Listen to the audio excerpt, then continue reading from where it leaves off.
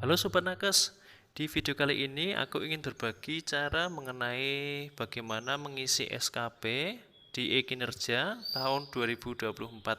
Langkah yang pertama, kita mengunjungi websitenya dulu, ekinerja.com. Kita klik ekinerja.com. Nah, apabila sudah, kita login terlebih dahulu ya, menggunakan NIP, kemudian kita masukkan password. Apabila sudah, tampilannya seperti ini teman-teman. Untuk membuat SKP yang baru, kita klik bagian menu SKP di sisi belah kiri, lalu kita klik tambahkan SKP di pojok kanan atas. Kita klik tambahkan SKP.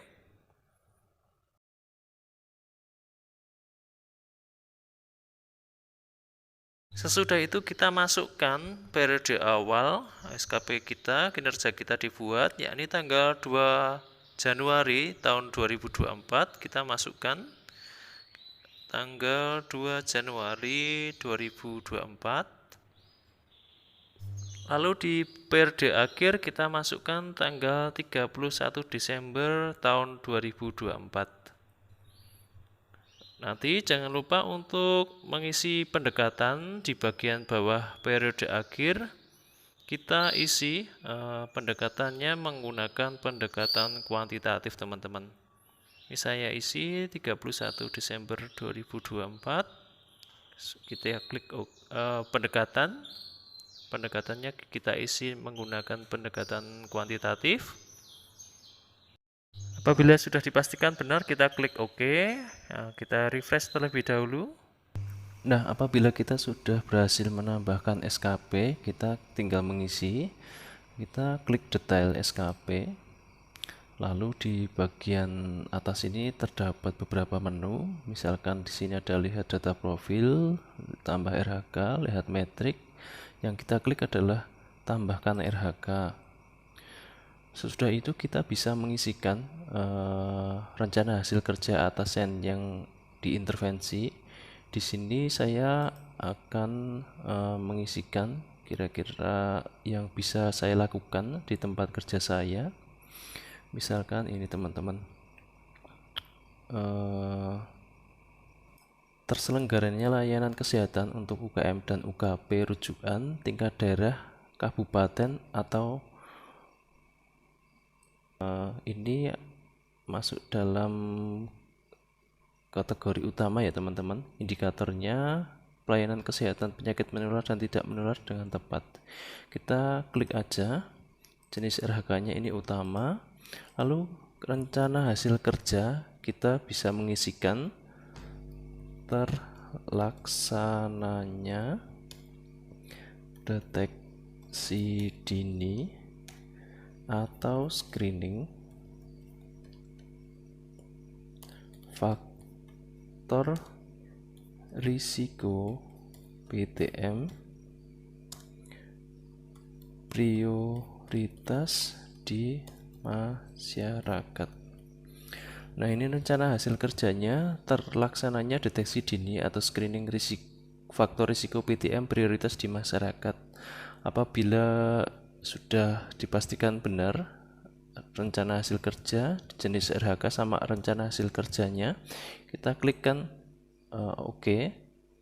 Lalu di bagian aspek indikator kinerja individu serta target tahunan, kita klik tambahkan indikator.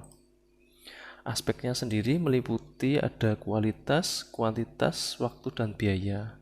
Nah, untuk bagian aspek ya, ini harus terisi ya, minimal 3, kualitas, kuantitas, dan waktu. Kita isikan dulu untuk kuantitasnya. Indikator kuantitas bisa kita isikan jumlah keikutsertaan dalam deteksi dini atau screening, faktor risiko PTM di masyarakat. Untuk targetnya kita sesuaikan dengan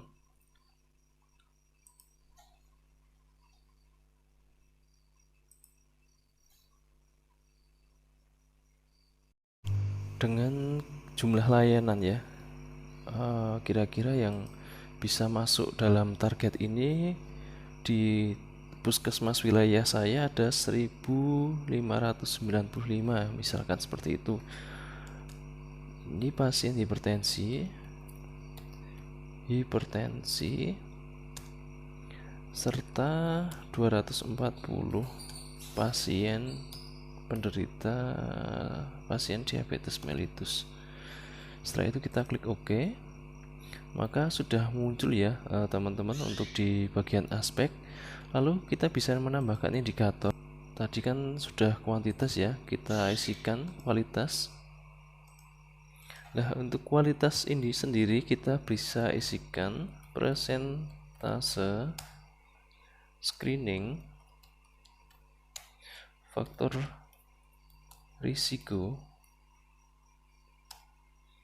PTM, prioritas di masyarakat. Targetnya 80% sampai dengan 100%. Sudah itu kita klik OK. Ini sudah tersimpan untuk kualitasnya. Lalu waktu, kita tambahkan indikator waktunya. Indikatornya waktu pelaksanaan screening faktor risiko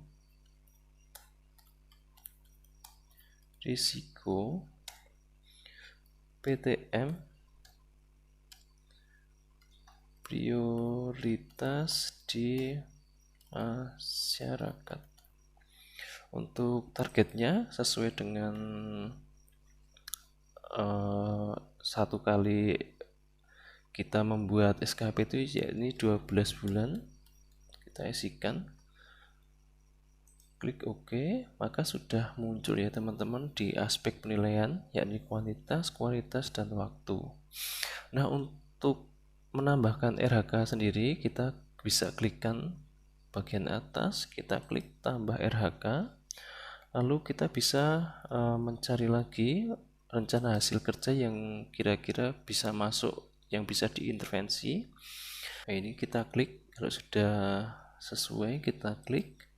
Lalu jenis RHK-nya kita klik utama. Kita masukkan rencana hasil kerja tentang asuhan keperawatan. Terlaksananya asuhan keperawatan keluarga dengan penyakit tidak menular. Kita klik OK, sudah muncul di rencana hasil kerja. Lalu kita klik tambahkan indikator seperti tadi. Untuk aspek yang dinilai, yang pertama ada bagian kuantitas. Indikatornya kita bisa mengisikan jumlah terlaksananya asuhan keperawatan keluarga dengan penyakit tidak menular. Untuk targetnya kita bisa mengisikan kira-kira 20-30 keluarga. Lalu kita klik OK.